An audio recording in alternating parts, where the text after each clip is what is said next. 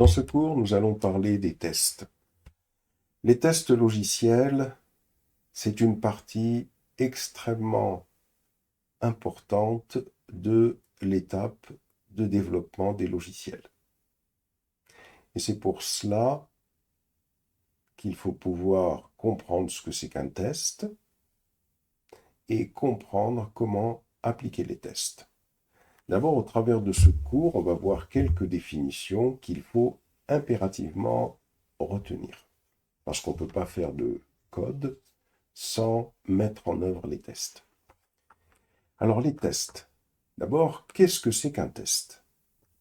Selon la définition du standard ANSI IEEE 1059, l'activité de test logiciel est définie comme suit.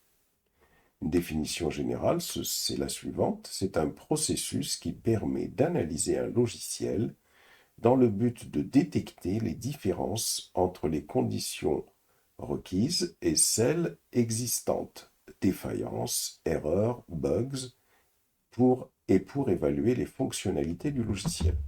Donc, avec cette définition, on comprend qu'un test, il permet, en fin de compte, de déterminer ce qui diffère entre la façon dont on veut que le logiciel fonctionne et celle dont il fonctionne. Parce que lorsqu'il ne fonctionne pas correctement, lorsqu'il y a un bug, eh bien la façon dont il va fonctionner va différer de ce que nous on souhaitait au départ.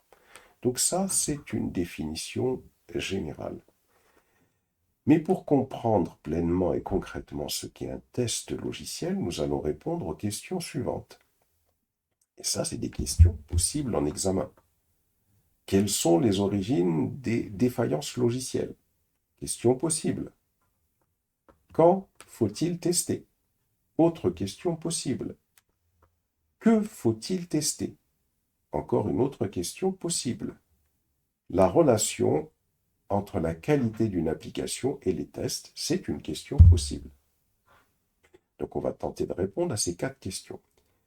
Nous pourrons alors en déduire une définition plus précise des tests logiciels.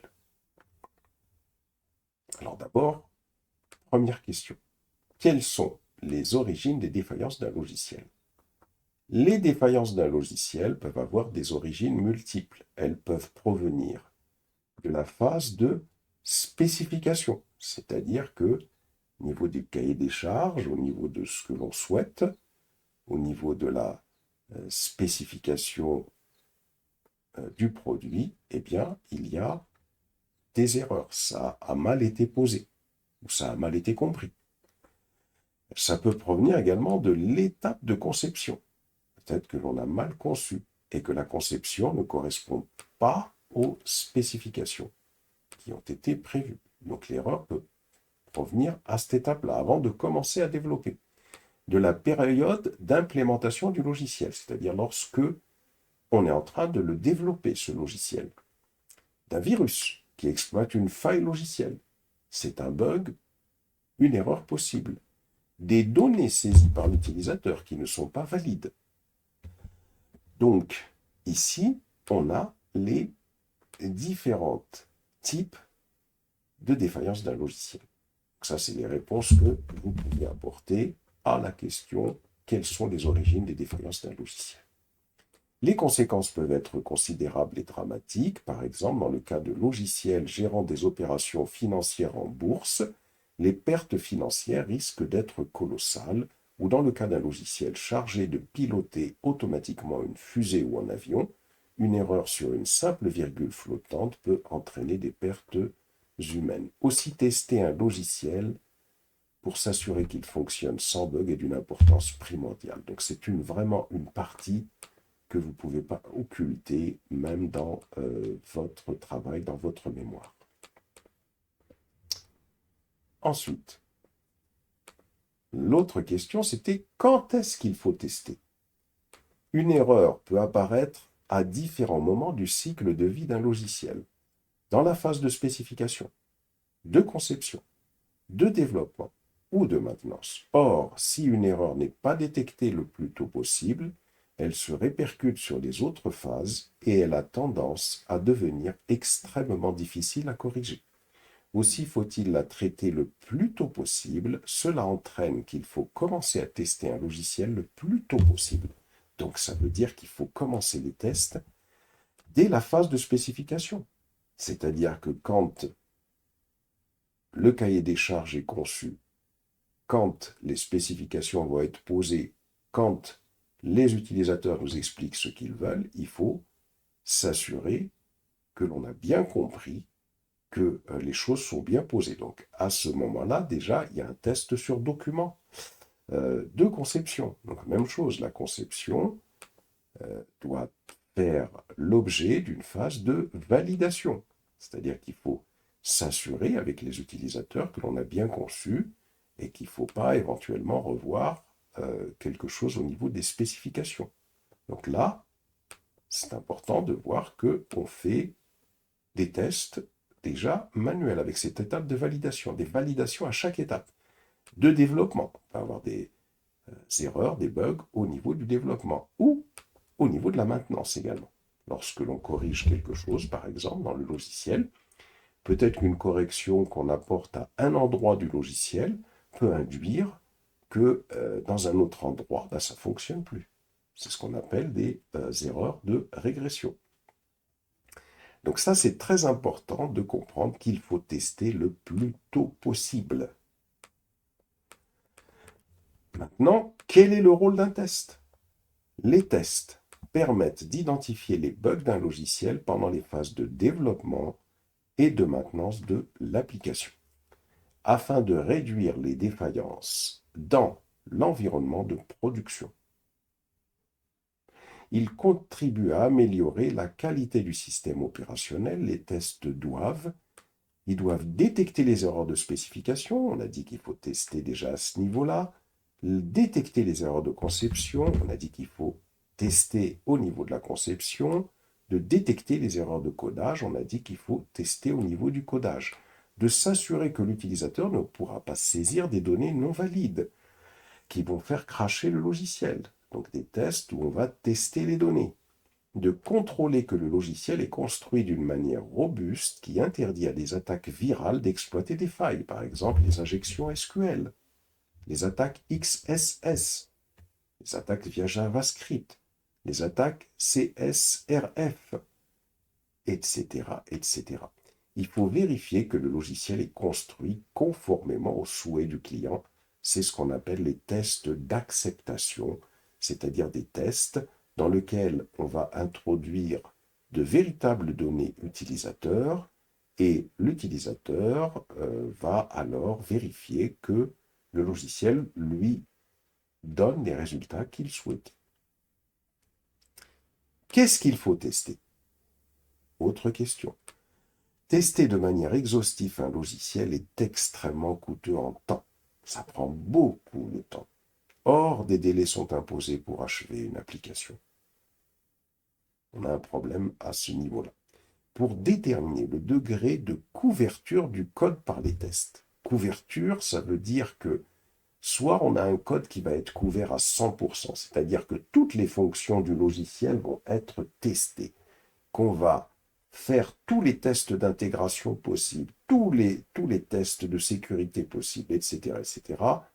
C'est ce qu'on appelle une couverture par les codes de 100%. Ça, c'est extrêmement coûteux en temps. Ou alors, on va décider de faire des tests unitaires à 100% parce que les tests unitaires vont extrêmement vite, et peut-être les autres types de tests, les tests d'intégration dont on va parler un peu après, ou les tests d'acceptation, on ne va pas les faire à 100%. Donc là, comment est-ce qu'on fait le choix pour la couverture de code? Parce que plus le code va être couvert par les tests, plus les tests vont prendre beaucoup de temps. Pour déterminer le degré de couverture du code par les tests, il faut considérer le risque encouru par la défaillance d'un logiciel à cause d'une erreur. Ce risque est en corrélation avec le secteur dans lequel fonctionne ce logiciel. Par exemple, en effet, dans un secteur comme l'industrie pharmaceutique, par exemple un logiciel qui va gérer la réalisation de médicaments. faut pas que ce logiciel y ait une erreur, sinon c'est mortel, hein, le résultat.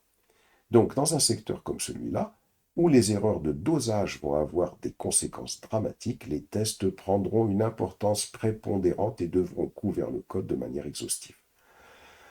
Dans ce cas-là, puisqu'on n'a pas le droit d'avoir un logiciel où il y a un bug quel qu'il soit, il faut que la couverture du code soit de 100%. On doit tout tester. Par exemple, dans le cas également du guidage automatique d'une fusée. Tout doit être testé. C'est pour ça d'ailleurs que ça prend beaucoup de temps, mais il faut tout tester. Dans des cas où le risque est moindre, il faudra déterminer une méthodologie de réalisation des tests qui, sans être exhaustive, devra épurer le logiciel de tous ces bugs comme s'ils avaient été réalisés de manière complète, hein, les tests. Dans le cas d'un site web, d'une application de e-commerce, lequel on peut peut-être avoir des petits bugs qui ne sont pas avec des conséquences mortelles ou des conséquences dramatiques financièrement, là, on va pouvoir faire des choix. Donc voilà pour la réponse à cette question. Qu'est-ce qu'il faut tester? Alors, quelle est la relation entre les tests et la qualité d'un logiciel? Quelle est la relation? Les tests contribuent à l'amélioration de la qualité d'un logiciel en diminuant les erreurs. En effet, ils vérifient le logiciel au niveau de la phase de spécification fonctionnelle et s'assurent que celle-ci répond aux exigences du client. Donc déjà, il y a des tests au niveau des spécifications fonctionnelles. On s'assure avec le client, est-ce que c'est bien ça que vous voulez? Par exemple, quand on va faire les use cases, ça va être ça, les spécifications fonctionnelles. C'est avec les use cases qu'on va pouvoir exprimer les besoins de l'utilisateur. L'utilisateur va nous répondre, oui, c'est bon, c'est pas bon, je veux ça en plus, etc. Vous aviez mal compris, patati patata. Là déjà, ça contribue à la qualité du logiciel, puisqu'il va répondre très précisément aux besoins du client. De plus, lorsqu'ils sont bien construits de manière à être capables de détecter les erreurs, afin que celles-ci soient éradiquées, ils améliorent la qualité du logiciel. En effet, au fur et à mesure que le nombre de bugs trouvés s'amenuise, on peut dire que le logiciel est de meilleure qualité. Donc au fur et à mesure que le logiciel va fonctionner et qu'on voit qu'on trouve de moins en moins de bugs, ça veut dire que le logiciel devient de meilleure qualité. Enfin, ils permettent de vérifier que le logiciel répond aux spécifications fonctionnelles. Donc on voit qu'il y a bien une relation entre les tests et la qualité d'un logiciel. Moins les tests seront nombreux et moins fréquents, plus le logiciel sera de qualité. Définition d'un test logiciel. La phase de test représente un processus impliquant une série d'activités qui prend place tout au long du cycle de vie de l'activité de développement. Qu'est-ce que c'est que le cycle de vie de l'activité de développement? Eh bien, c'est toutes les étapes.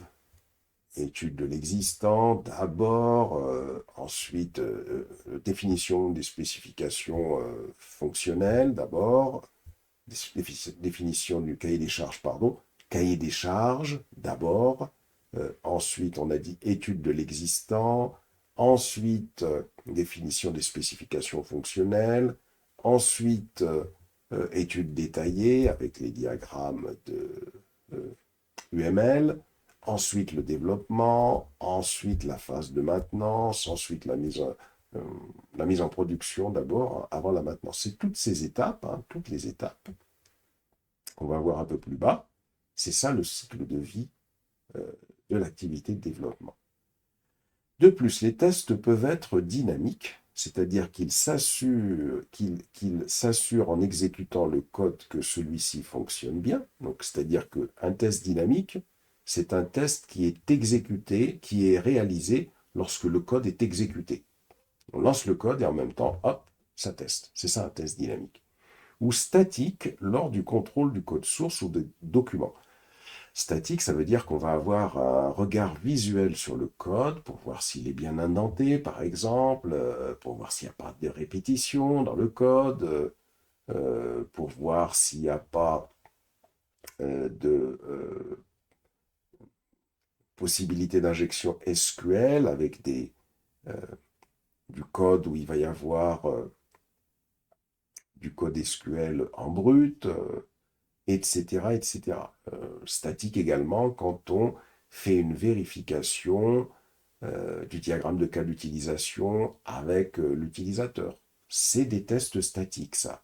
C'est-à-dire qu'il n'y a pas exécution du code. Donc il y a deux types de tests, dynamiques et statiques. Les tests doivent être planifiés. Il faut les planifier, c'est pas n'importe comment qu'on les fait. Ils doivent être préparés et ils doivent être évalués. Planifier, il faut planifier les tests. Quel type de test je vais faire? Il faut les préparer et les évaluer. Ça veut dire que est-ce que les tests que je fais, c'est bien les bons tests qu'il faut faire? Parce que des fois, on peut mettre en œuvre des tests, mais peut-être que ces tests-là ne sont pas efficaces. Si on constate qu'après avoir mis des tests en place, on teste, ok, les tests nous font remonter le fait qu'il n'y a pas d'erreur, et puis lorsque le logiciel est mis en production, il y a des erreurs qui se produisent. Ben, ça veut dire que les tests qu'on a mis en place, ils ne sont pas bons. Donc, les évaluer, ces tests-là, ça signifie tout simplement qu'après les avoir mis en œuvre, eh bien, on va vérifier est-ce que en production, il n'y a pas d'erreur qui se produit. Donc, s'il y a des erreurs qui se produisent, lorsqu'on met les logiciels en production, c'est que les tests sont mal faits. Dans tous les cycles de développement, une partie se focalise sur la validation du logiciel et une autre sur la vérification. Deux termes différents. La validation du logiciel et la vérification. La validation consiste à s'assurer que les spécifications du projet correspondent aux besoins et aux exigences des utilisateurs. Donc, la validation consiste à s'assurer que les spécifications du projet, par exemple le diagramme de cas d'utilisation, dans lequel on spécifie le projet tel que l'utilisateur le souhaite, il faut vérifier que ça correspond bien aux besoins et aux exigences des utilisateurs. Ça, c'est l'étape de validation. Alors que la vérification a pour objectif de s'assurer que le projet respecte bien les spécifications qui ont été posées et définies. Donc, la différence entre validation et vérification, c'est que la validation, ça consiste à s'assurer que les spécifications correspondent aux exigences. D'accord? Donc, ça signifie tout simplement qu'on vérifie le diagramme de cas d'utilisation pour simplifier par rapport à ce que souhaite l'utilisateur. On n'est pas du tout arrivé dans le codage, tandis que la vérification, elle a pour objectif de s'assurer que le projet, c'est-à-dire le codage en fin de compte, respecte bien les spécifications. Cette fois-ci, c'est code et diagramme d'utilisation.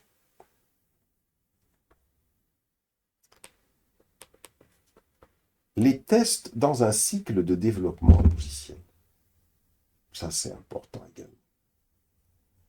Chaque projet se voit associé à un modèle de cycle de vie de développement logiciel qui peut être différent d'un projet à l'autre en fonction de la nature du projet et des objectifs. Si le projet est soumis à un impératif de délai à respecter, alors il faudra que le temps imparti aux tests logiciels soit réduit. Parce que les tests prennent beaucoup de temps, attention, surtout les tests d'intégration et les tests d'acceptation. On va revenir sur la définition de ces différents types de tests. Si toutes les étapes du projet doivent être documentées, alors les tests logiciels devront l'être également. Il faut documenter également les tests logiciels. Le cycle de vie du développement d'un logiciel détermine largement la manière dont les tests logiciels seront organisés et conduits. Donc ça, c'est une question qu'on peut vous poser. La question, c'est quels sont les cycles de vie de développement logiciel que vous connaissez? Eh bien, il y en a deux. Nous avons deux grands modèles de cycle de vie qui peuvent être appliqués au développement logiciel. On a les cycles de vie séquentiels, dans lesquels les étapes pour développer le logiciel vont se suivre de manière successive. On aura d'abord l'étude, le cahier des charges, l'étude de l'existant.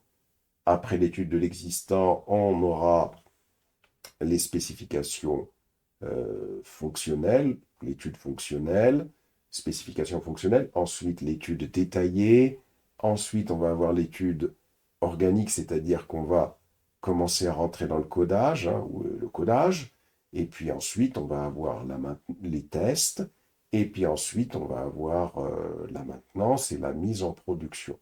C'est des étapes qui se suivent pour tout le produit, et c'est à l'issue de la mise en production du produit, parfois on se rend compte que ce n'est pas du tout ce que le client souhaitait. Pourquoi? Parce qu'on n'a pas pu faire fonctionner le logiciel devant lui pour qu'il puisse nous faire un retour rapidement. Il a fallu d'abord attendre de passer par toutes ces étapes, cahier des charges, étude de l'existant, spécification fonctionnelle, et développement, test, mise en production et maintenance. Il faut passer par toutes ces étapes avant que le client voie fonctionner le logiciel. Des fois, ça peut durer une année, ça peut durer 2 ans. Et si le client n'est pas satisfait au bout de ce temps-là, c'est énorme en termes de perte de coûts, d'argent, que ce soit pour le client ou pour l'image de marque de l'entreprise ou de la société qui a développé le logiciel. Donc ça, c'est ce qu'on appelle les cycles de vie séquentiels. Et on a les cycles de vie itératifs. Quand on développe un logiciel, c'est l'agilité, par exemple l'utilisation de la méthode Scrum. Là, la différence dans le cycle de vie itératif, c'est qu'on va découper le logiciel en petites parties qu'on appelle des sprints avec la méthodologie Scrum, par exemple. On va le décomposer en petites parties. Et quand on le décompose en petites parties, chaque petite partie, on va lui appliquer les étapes, étude de l'existant, développement, test, mise en production, et on fait montrer au client cette petite partie. Donc le client, sur cette petite partie, il nous répond. S'il est content, on aborde la partie qui suit, et elle va être intégrée à cette première partie. S'il n'est pas content, on a le temps de la corriger avant de continuer. C'est là la grande différence entre les deux cycles de vie séquentiels, cycle de vie itératif. Une fois qu'on a compris cela, il faut savoir que les tests se mettent en place de manière différente suivant que on a choisi de développer notre logiciel en utilisant le cycle de vie séquentiel ou suivant le fait que l'on utilise le cycle de vie itératif. Par exemple, les tests dans le cycle de vie séquentiel. Dans le cycle de vie séquentiel, les grandes étapes sont les suivantes. Il va d'abord y avoir la définition des exigences utilisateurs. Vous voyez, dans le cycle de vie séquentiel, là, je vous ai mentionné comment ça marche. Ça, c'est important, il faut pouvoir répondre à des questions sur ça. Je peux vous dire, la question peut être la suivante, quelles sont les étapes dans le cycle de vie séquentiel, par exemple? Eh bien, dans le cycle de vie séquentiel, il y a d'abord la définition des exigences utilisateurs, la définition des exigences système, la conception, c'est-à-dire que le système, comment il va être, la conception globale, la conception détaillée et l'implémentation.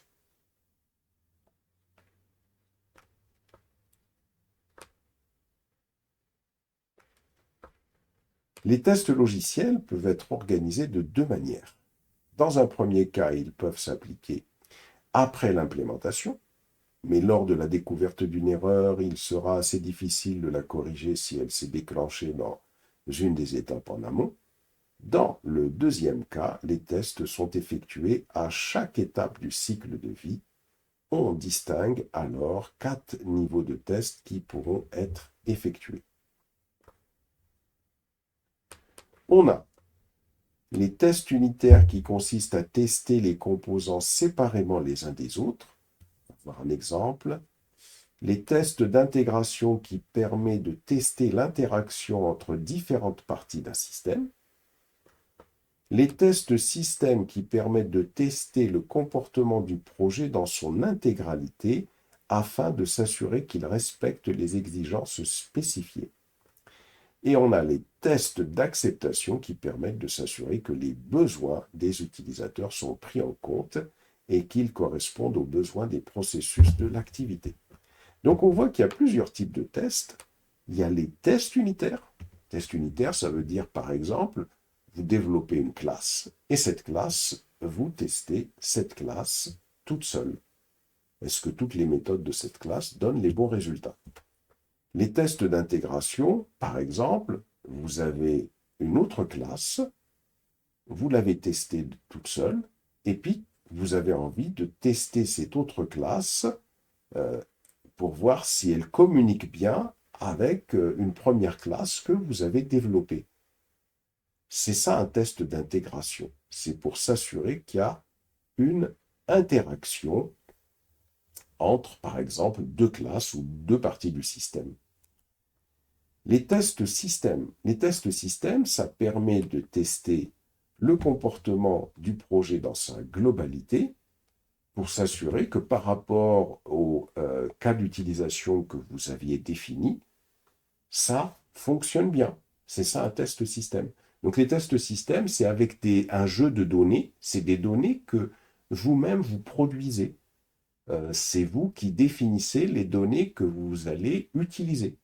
Donc ça peut être des données que vous allez générer de manière aléatoire. Ce ne sont pas des données qui sont fournies par les utilisateurs. C'est juste pour vous assurer, tiens, que mon système, il fonctionne comme je l'ai défini dans le diagramme de cas d'utilisation, par exemple, dans la partie spécification. Ça marche avec les résultats escomptés. Les tests d'acceptation, eux, c'est l'utilisateur qui va vous fournir des données véritables, et c'est l'utilisateur qui va vous dire ce qu'il souhaite obtenir en sortie du logiciel. Donc il faut cette fois-ci que ce soit conforme aux besoins de l'utilisateur. Voyez ? Donc il faut retenir ces types de tests-là. Donc les tests, dans le cycle de vie séquentiel, on vient de les expliquer ici. On peut avoir ces différents types de tests-là.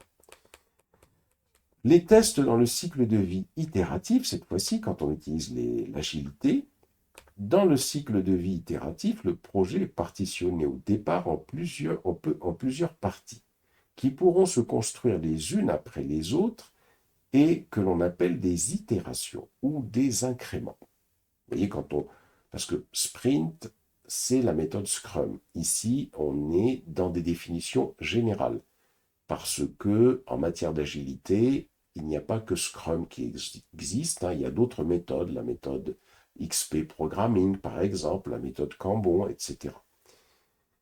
Chacune des parties suivantes viendra se rajouter à la précédente lorsqu'elle sera achevée.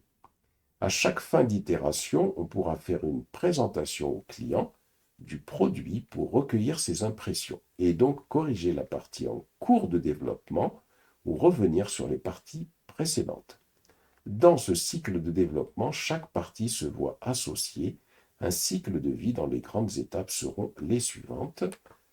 Il y a d'abord la définition, c'est-à-dire que, étant donné une petite partie à développer, il y a d'abord la définition de ce qu'il y a à développer. Donc la partie, alors, ce qu'on appelle définition, c'est tout simplement la partie des spécifications fonctionnelles, l'étude détaillée.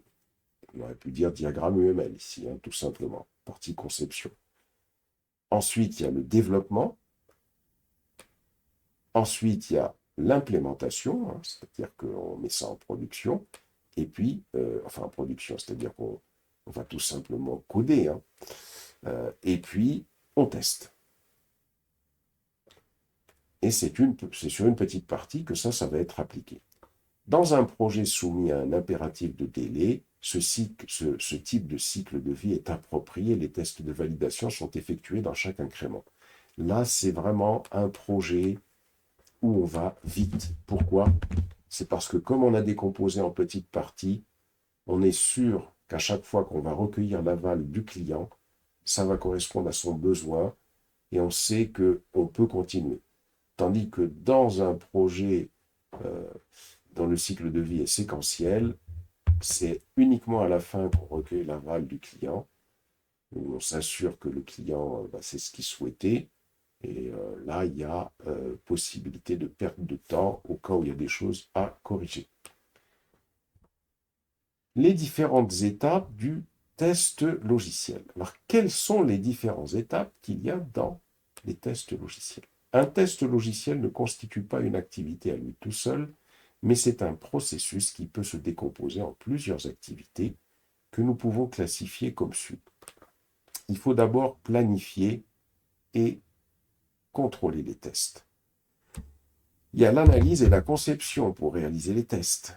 Il y a l'implémentation et l'exécution des tests. Il y a l'évaluation des critères et les rapports de tests. Et il y a la fermeture de l'activité de test, c'est-à-dire quand est-ce qu'on arrête de faire des tests. Il faut définir un seuil, on va dire par exemple, tiens, si en termes de bugs, on en trouve vraiment très, très rarement, avec une fréquence vraiment infime, eh bien l'activité de test s'arrête là et peut-être que le logiciel peut être mis en production. Il faudra le surveiller, bien sûr. La planification et le contrôle. Afin de pouvoir planifier les tests, un certain nombre de prérequis doivent être pris en considération. Il faut d'abord s'approprier deux éléments. Les buts et les objectifs des clients par rapport au logiciel à développer. Quels sont leurs buts et leurs objectifs à ces clients. Et les risques que les tests sont supposés éviter. Donc ça, c'est important de comprendre déjà ces deux aspects-là avant de commencer à planifier les tests. Sur la base de ces deux éléments, nous allons pouvoir définir les buts et les objectifs des tests qui se répartiront comme suit. D'abord, il va falloir vérifier que le logiciel respecte les exigences des clients. Ça, c'est une vérification manuelle. C'est un test statique. Il faut démontrer que le système est adapté à l'usage que l'on souhaite en faire. Il faut mesurer les qualités et les attributs du logiciel. Il faudra également déterminer l'approche des tests que nous allons adopter en répondant aux questions suivantes. Quelles seront les techniques utilisées pour les tests? Quels sont les éléments à tester dans quelle mesure? Il faut choisir qui doit s'impliquer et à quel moment dans la réalisation des tests. Il faut produire les procédures de test et les données de test.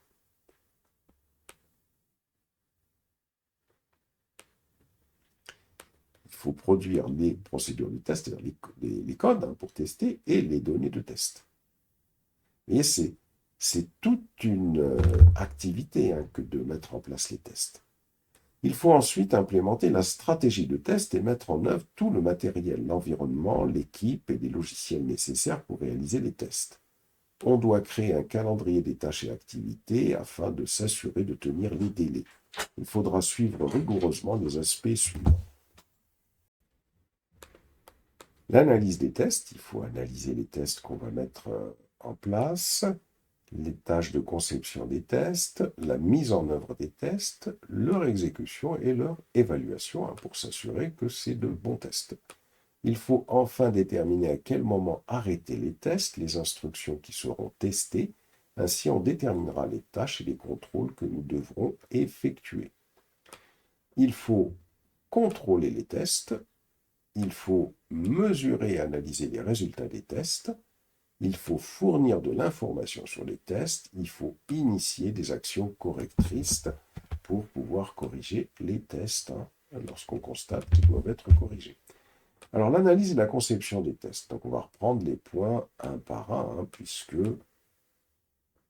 c'est ce qu'on a dit ici, cette fois-ci, donc analyse, donc là on a parlé de planification et contrôle. Là maintenant, on passe à l'analyse et à la conception des tests. Dans cette phase, nous concevons et construisons les tests décidés dans la phase de planification et nous écrivons les procédures, donc les procédures des tests. On analyse les risques d'un bug logiciel pour l'entreprise, les exigences et les spécifications fonctionnelles. Donc il faut analyser ce qu'il faut mettre en œuvre les tests dès le départ. Il faut analyser les exigences et les spécifications fonctionnelles. On commence à concevoir les tests dits tests boîte noire, car on ne connaît pas les détails des codes à tester. On identifie les conditions de test en se basant sur l'analyse des éléments à tester, leurs spécifications et ce que nous savons sur leur comportement et structure. Test de boîte noire, ça veut dire que on sait quelles sont les données qu'on peut fournir à un logiciel et on sait les résultats qu'ils doivent produire. Donc, sans connaître le code, lorsqu'on fournit des données à un logiciel, si on connaît les résultats qu'il doit produire, bien, on va pouvoir comparer les résultats qu'il produit par rapport à ce qu'il devait produire. C'est pour ça qu'on parle de test de boîte noire. On ne connaît pas le code, par contre, on sait ce qu'il doit fournir comme résultat. C'est comme par exemple, si vous avez un logiciel, vous saisissez des données, hop, vous validez. Si en sortie, les résultats ne sont pas conformes à ce qui est attendu, vous savez qu'il y a une erreur sur le code. C'est pour ça qu'on parle de test de boîte noire, on ne connaît pas le code. La partie de l'implémentation des tests et leur exécution. Nous récupérons les tests réalisés lors de la phase précédente, nous construisons des cas de tests, c'est ce qu'on appelle des tests cases, des procédures et des scripts qui permettront d'automatiser les tests. Nous affectons des priorités aux tests cases et nous leur créons des données de test. Nous paramétrons correctement l'environnement de test et nous créons des suites de tests afin de faire fonctionner l'ensemble des tests cases ensemble. Parce qu'il faut comprendre que dans un logiciel, il y a beaucoup de fonctionnalités à tester. Et chaque fonctionnalité va donner lieu à un test. Un test, un deuxième, un troisième, un quatrième, etc., etc. Il faudra qu'il y ait des priorités qui soient définies entre ces tests. Et c'est ça ce qu'on appelle une suite de tests. Nous exécutons ensuite les suites de tests manuellement ou en utilisant les outils d'exécution de tests en tenant compte de l'étape de planification. De plus, les informations issues de cette exécution devront être inscrites dans un fichier log. Les fichiers log, c'est eux qui vont permettre de conserver une trace, justement, de l'exécution de ces tests, afin que nous puissions tracer le déroulement de nos tests. Cette étape permet de plus de faire une comparaison entre les résultats attendus des tests et les résultats qu'ils fournissent. Ainsi, nous pourrons corriger et améliorer les tests. Ça, c'est important. Il faut tester le test lui-même. C'est-à-dire que, étant donné un test, voici ce que doit me fournir un test. Une fois que je lui ai donné telle et telle donnée en entrée, si je constate que ce n'est pas le cas, ça veut dire que le test, il n'est pas bon, il faut le corriger. Donc, il y a un travail de correction à faire sur le test. À chaque fois qu'un test aura trouvé un bug, il faudra le corriger et réexécuter les tests afin de s'assurer que l'erreur est bien fixée. C'est ce que l'on appelle un test de confirmation. De plus, cela permet de s'assurer que le développeur, en corrigeant un bug, n'a pas créé une nouvelle erreur sur le code déjà testé c'est ce que l'on appelle les tests de non-régression. Ça, c'est une question possible. Qu'est-ce qu'un test de non-régression? Eh bien, ça consiste que ça permet de s'assurer, donc à chaque fois qu'un test aura trouvé un bug, il faudra le corriger et réexécuter les tests afin de s'assurer que l'erreur est bien fixée. C'est ce que l'on appelle un test de confirmation. Et de plus, cela permet de s'assurer que le développeur, en corrigeant un bug, n'a pas créé une nouvelle erreur. Donc il est très important à chaque fois de relancer tous les tests. On corrige un code, on ajoute une nouvelle fonctionnalité. Il ne s'agit pas de lancer le test que de la nouvelle fonctionnalité ou de la fonctionnalité corrigée. Il faut relancer tous les tests. Comme ça permet de s'assurer que le fait d'avoir fait cette correction, ça n'a pas entraîné un bug ailleurs. C'est ce qu'on appelle des tests de non-régression. Et enfin, il faut évaluer les critères de sortie des tests et les rapports. Il faut évaluer si les tests que l'on a réalisés ont été suffisants. Cette décision est basée sur l'évaluation des risques de la défaillance du logiciel. Nous vérifions les logs pour contrôler quels sont les tests qui ont été exécutés. Les défaillances qui ont été levées et fixées pour vérifier si les critères de fin de test sont respectés. De plus, il faut écrire un résumé du rapport de test que l'on doit soumettre à l'ensemble des parties prenantes afin de prendre des décisions concernant le logiciel. Et enfin, les activités de fermeture de processus de test. Bien qu'il soit difficile de déterminer à quel moment les tests doivent prendre fin, car ils constituent un processus qui ne s'arrête jamais du fait qu'un logiciel n'est jamais à 100% testé, on peut tout de même prendre en considération les aspects suivants pour décider de terminer ce processus.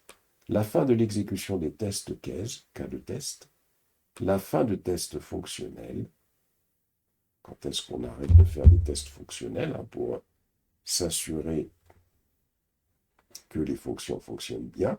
Le code a été couvert par les tests jusqu'à un certain niveau, 100%, 80%, et de nouveaux bugs sont très rarement détectés. Donc ça, ce dont on vient de parler ici, c'est les aspects que l'on peut prendre en considération pour décider de la fermeture des tests. À ce moment-là, on prend la décision d'arrêter les tests et on réalise les activités suivantes. On s'assure que tous les rapports d'incidents ont été résolus par la réparation des défauts. On finalise et on archive les outils de test pour une utilisation ultérieure pour les tests de maintenance, par exemple. On évalue les tests afin de les améliorer et de les rendre efficaces. Quels sont les différents types de tests qui existent? Il y a d'abord ce qu'on appelle les tests fonctionnels. Les tests fonctionnels se basent sur le comportement spécifique d'un système. Ces tests n'imposent pas de connaître le code pour être réalisés. C'est pour cela qu'on les appelle souvent des tests en boîte noire, black box testing. Excusez-moi. Les tests fonctionnels peuvent être réalisés en se basant sur l'une des deux perspectives suivantes. Les exigences, c'est-à-dire les exigences par exemple le diagramme de cas d'utilisation, les processus métiers, c'est-à-dire qu'on sait comment va fonctionner le logiciel et ce qu'il doit produire. Dans le premier cas, on va utiliser la liste des exigences définant les spécifications pour réaliser les contrôles. Dans le deuxième cas, on va utiliser des scénarios se basant sur les processus métiers. Les tests, les tests fonctionnels, les black box testing, ça permet d'introduire, de fournir des données à un logiciel et puis de vérifier qu'il donne bien les résultats escomptés, sans que l'on ait à connaître le code. Si les résultats escomptés ne sont pas bons, on sait qu'il y a une erreur. Alors, quelques outils de test fonctionnels. Nous trouvons dans le tableau ci-dessous les outils logiciels permettant de faire des tests fonctionnels par langage. Pour Java, on peut utiliser Selenium. Pour PHP, on peut utiliser Selenium. Pour Node.js, on peut utiliser Selenium. Pour AngularJS, on peut utiliser Protractor.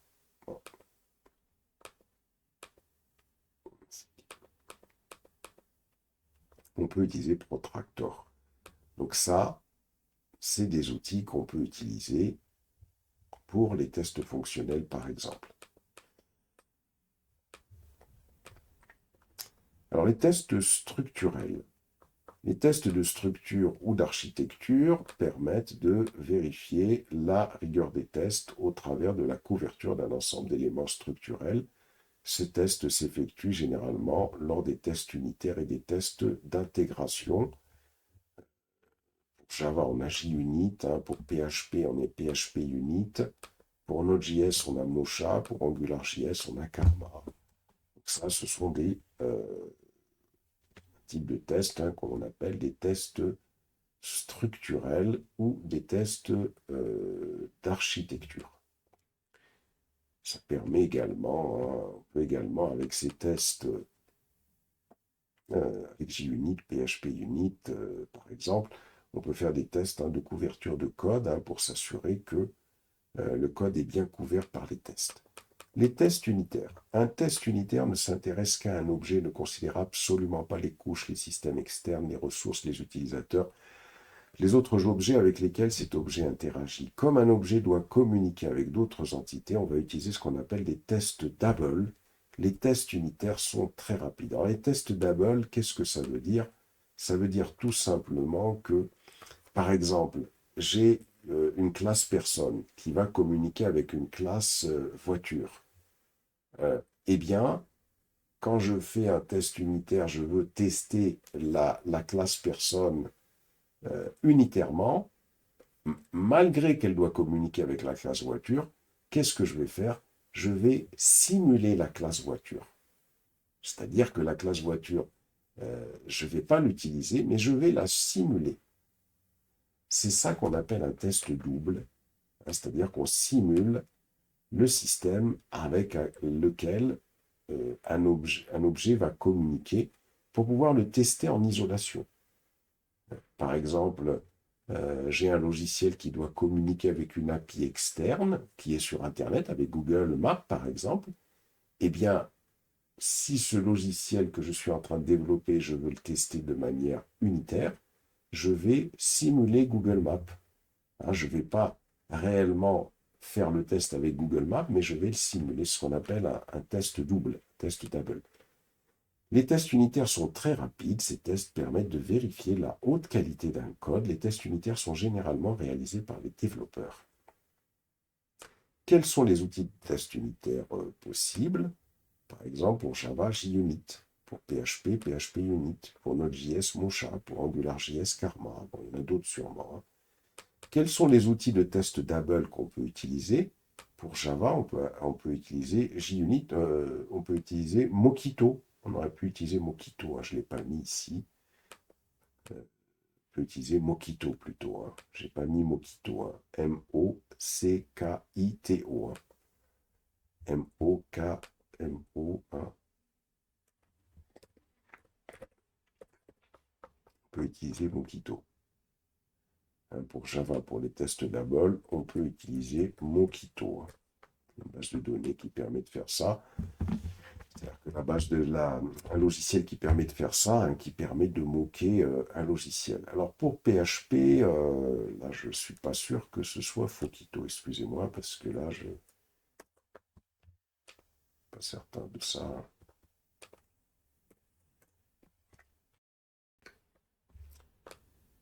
Fockito, PHP, j'en suis pas sûr. Ah si. Ouais. Ok, c'est Mockito pour PHP. Il y a longtemps que je n'ai pas utilisé, désolé.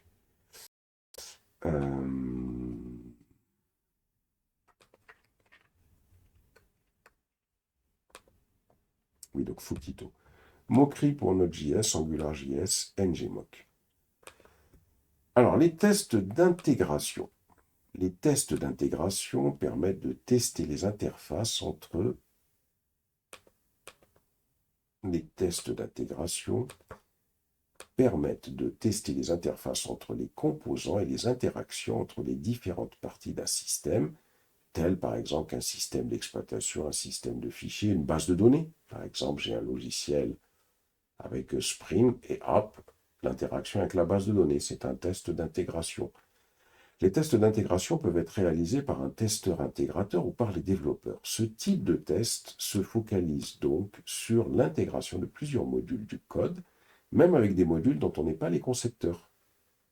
Une API par exemple. Il utilise plusieurs couches de l'application mais ne considère absolument pas l'utilisateur. Ils utilisent également des objets mock pour représenter les parties qui ne sont pas sous test, c'est-à-dire des objets qui simuleront le comportement des objets avec lesquels ils sont en interaction. Les interfaces utilisateurs ne font pas partie des tests d'intégration. Tout ce qui est interface, page web, etc., ça ne fait pas partie des tests d'intégration, attention. Plus on intègre de composants lors de ce type de test, plus il sera difficile d'isoler une défaillance sur une interface spécifique. Aussi existe-t-il plusieurs approches pour les tests d'intégration. Il y a plusieurs approches. Alors, exemple de test unitaire que j'ai donné ici. Par exemple, ici, j'ai une classe PHP. Cette classe PHP, classe calcul. Je définis deux variables. Je définis un constructeur.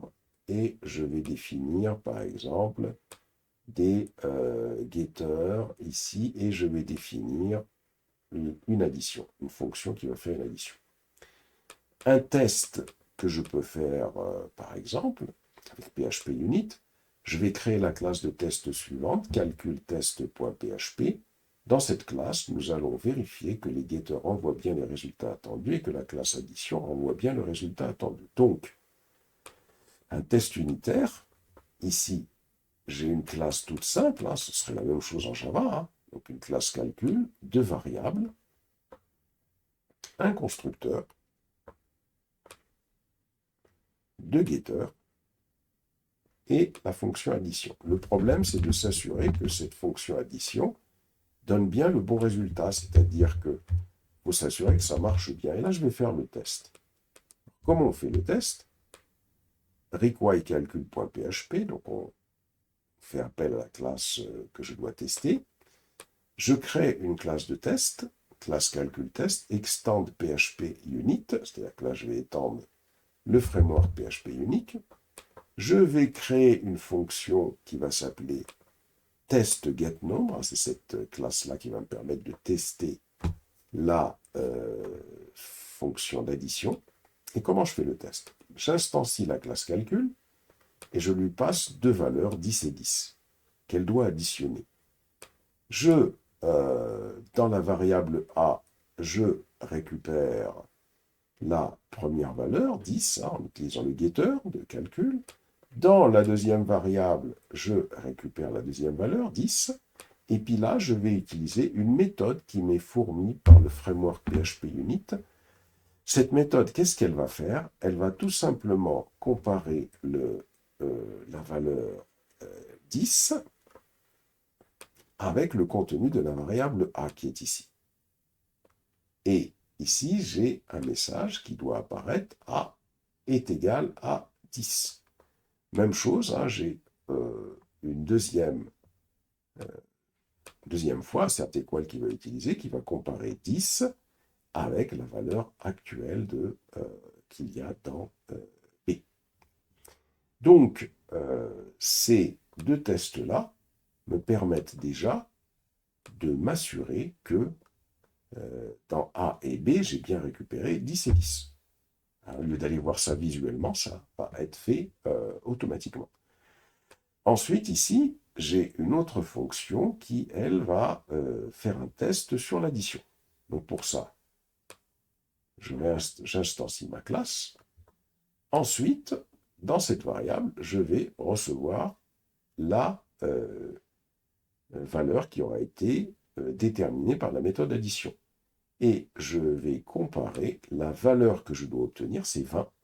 Je la compare avec le résultat de l'addition. Le total doit être égal à 20. Donc si c'est bon, à certes équal, ça va me dire qu'il n'y a pas d'erreur. Voilà. C'est tout simple, c'est-à-dire qu'un test, parce que s'il n'y avait pas cette façon de faire, comment on testerait? Il faudrait afficher la valeur de A, il faudrait afficher la valeur de B, il faudra afficher la valeur de l'addition. Il faudrait regarder visuellement. Ça, c'est pas possible. Parce que quand on a des milliers de fonctions à tester, on n'a pas le temps de regarder visuellement. On demande au logiciel de comparer les résultats obtenus avec ce qui est escompté. Bon, c'est très facile à faire un test unitaire, hein, même avec Java, c'est la même chose. Pour exécuter le test, il suffira de réaliser cette instruction-là. Voilà pour ce qu'il faut savoir un peu sur les tests. Et bien évidemment, deuxième partie, on va passer à la pratique avec Java.